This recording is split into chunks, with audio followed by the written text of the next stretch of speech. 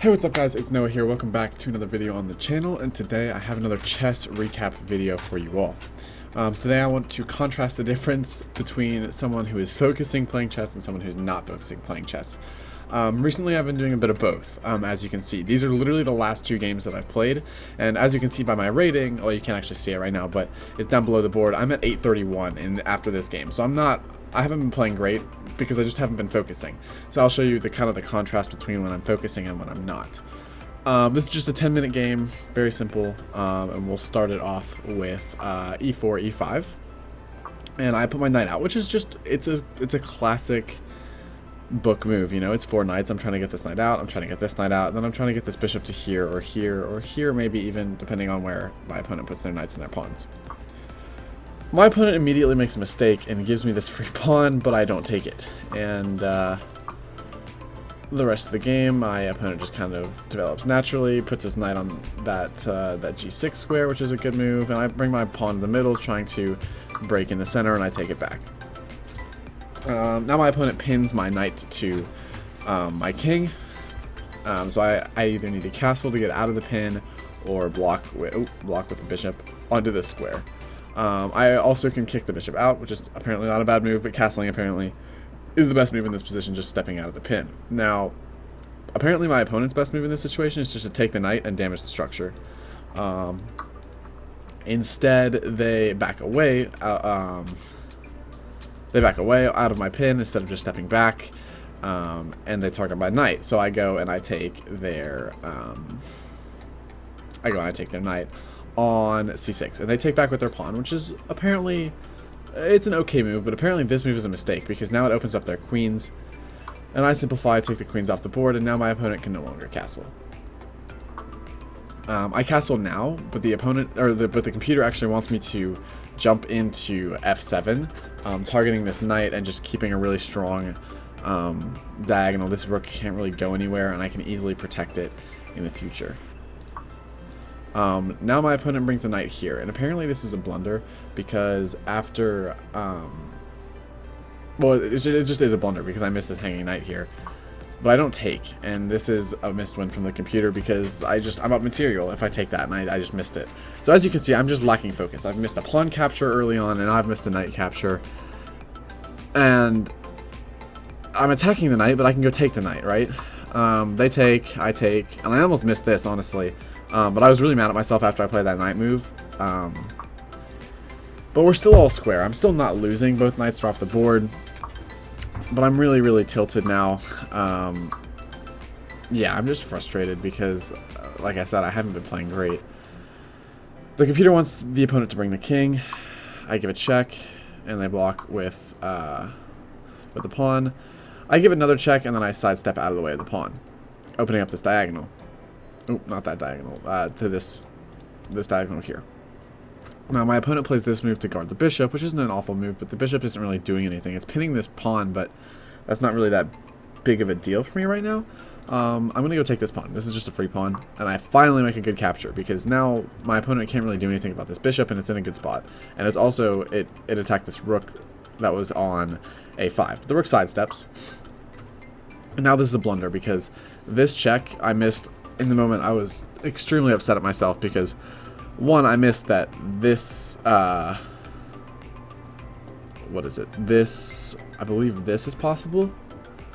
But yeah, you'll see in a second. But this rook move is just a really, really good move because, one, it's guarded, and two, the king just has to step out of the way. Like, the king can step here, then I go take the rook. I missed that. And now they bring the bishop back. And now I go with the rook move because I can still pin the bishop to the rook. He sidesteps excellently, and I maintain the pin while also putting pressure on this pawn, and I can always go backwards here. They push a pawn. I don't take or close down the position, allowing my opponent to open up their position, and yeah, my best move here is just to, yeah, I think it's just to stay where I am, honestly. I don't really want to take this pawn here. Yeah, they open up their rook, and they can sidestep out of the way of my pin, but it's not really that bad for them, right? Like, they still have a lot of counterplay.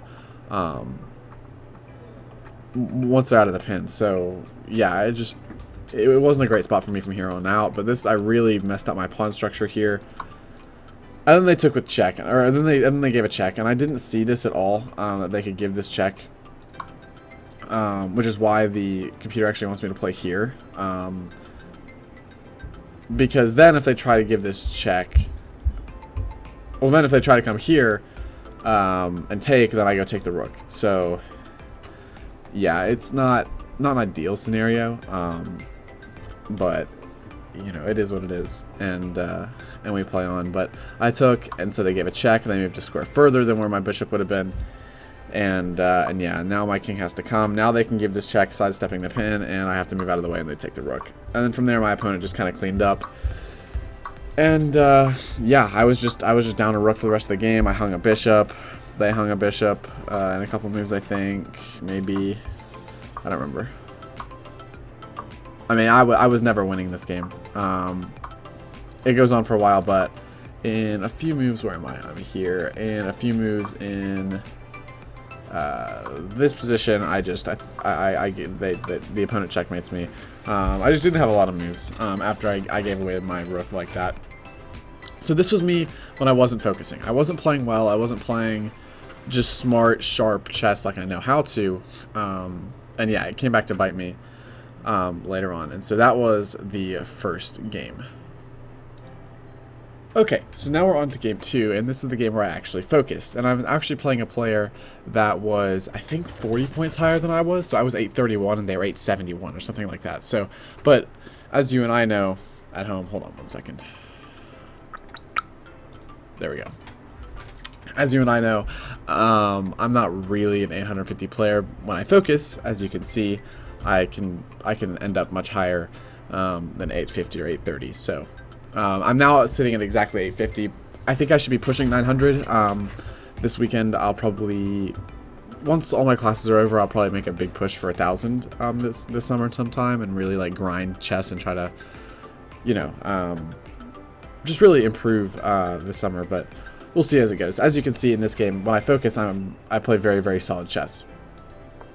The opponent starts off with e3, and I counter by just putting 2 pawns in the middle. And I think this is not necessarily the worst setup, because one, I take control of all of these squares right off the bat. My opponent can't put anything on these squares. And while they do have this little dangerous looking pocket sort of area in front of the king, I look okay. It scared me off the bat because the opponent looked like they knew what they were doing by playing this. I don't know if they actually did, but it was a bit scary. This move is just not great, and after, as you can see up here on the top right, after my bishop comes out, oh,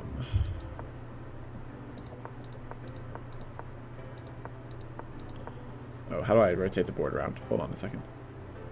Rotate. How do I turn the board around again? Ah. Oh wait, there it is. I saw it come back. There we go. Okay. Yeah. So after this move, I'm just winning. I'm basically, the computer says I'm minus 0.27, which is good for, that means black is winning. And yeah, I played some very solid chess. I put 4 knights out. I put my bishop out. And I'm not necessarily immediately punishing my opponent for their mistakes. I'm just slowly chipping away. Apparently the best move for black in this position is just to take this pawn, because it can't really be taken because of the pin with the queen, which they do, and I take back. And then they bring the bishop out, which is not the best move. The computer just wants me to take the knight, which I do. And like I said, when I focus, I play very, very solid chess. Because I see easy things, and I see simple things. I want to make a little lift here for my bishop to attack on the diagonal, which is exactly what I get to do. And now I have before I take this pawn, I have very, very strong bishops here, right? Like, these 2 bishops are very, very threatening. I can put my knight in the middle and really, really crack down on these squares. And my opponent can't really do anything about them. But I see this hanging pawn, and I'm like, yep, I'm going to take that. So now I'm +3 in material. I've won a pawn back, and my opponent's knight comes to the middle, threatening this square, but that's kind of long term because the bishop would need to get to here to guard it from the queen, from the queen just taking here. So I bring my bishop back onto a very, very strong active square, attacking the rook and maintaining the pressure on this diagonal. The rook sidesteps, I castle, and my opponent comes looking to attack this pawn, maybe this knight here, and maybe just supporting the knight here in general. I push, looking to kick the knight out, and the knight drops back. And then I bring my bishop, looking to attack the queen. And here my opponent plays a very fatal move, because while the queen is under attack, it really just needs to drop back and just survey the board behind everything, support everything from behind, and not be the main leader in the attack here. But my opponent continues and pushes, right? And it wants to hit this rook, which makes sense on the surface, right? But let's look at what's guarded in my position. This bishop is guarded by 2 pieces, by the queen and by the knight, and it's attacked by 2 pieces. So that means if my opponent was to take this bishop, they would lose both their pieces, and I would only lose the bishop and the knight, whereas they would lose the queen and the knight. This knight is attacked by 1 piece and guarded by 1 piece. This rook is attacked by 1 piece and guarded by 1 piece, and maybe 2, depending on, you know, how many pieces take it. And actually 3 with the bishop here as well. This square is guarded by the rook. This square is guarded by a pawn. This square is guarded by a pawn. This square is guarded by a knight and my queen, and I think that's it. Yeah, just those 2. But still, that's not a great square for your queen to go to. Now this square is the only square that's free for the queen to go to because, well, no, actually these squares are guarded by the knight as well. So this square by itself, this square is guarded by the bishop. This square is hit by the knight here, as you can see. This square is hit by the knight, but the queen actually can't get there. This square is guarded by the bishop, and then as we talked about, this diagonal is completely cut off. And this square is guarded by the pawn. So, as you can see, the queen has no moves if I push this pawn, which I do. And now there's nothing my opponent can do. The opponent probably should take this bishop here, just get the most value. The computer actually wants queen takes f8. Oh yeah, the rook. Okay, yeah, that makes sense. The queen wants the most value, or the computer wants to take the most value for the rook. My opponent thinks they can just step out of the way, but that's just a free queen, which I take. And yeah, this is the point where the opponent just resigns. There's not much that I missed in this game, and this is what I'm saying. Is I played very, very good, solid chess, and even up to the point where my opponent basically hung their queen here. First of all, I found this move, which just wins a queen, which I don't think I would have found in the last game. Not only that, but I was also already up a knight. I was already up a piece, which means if I had just simplified the game, I probably could have won an endgame. But this is my point, is that when I play very solid, composed chess, I play much, much higher than my elo level, but I don't play very solid, composed chess very often because I'm frantic or I'm doing something else. So my advice to you all is, when you're playing chess, or any game for that matter, that you want to actually, like, get higher in the ranks, whatever it be, you know, higher elo in chess, or you're playing Pokemon on the ladder, for instance, or you're playing a game like Clash Royale, or something like that, Clash of Clans, where you just want to, like, you want to end up higher on the ladder than where you are. Take your time when you're actually playing the game. Make sure you're focusing and locked into what you're doing, so that you can, so that you can focus and play well. Because that's the most important thing when you're actually trying to win something, is that you're focused and that you're giving it your full attention. So, yeah. I just thought I would share that because they were 2 very contrasting games. One where I missed a bunch of stuff, and this game where I literally missed nothing and I won in 17 moves. Against a player that was, at the time, 40 points higher than I was. But yeah, I hope you all enjoyed this, and I hope you all learned something from it a little bit. I definitely have, going back and looking at my games.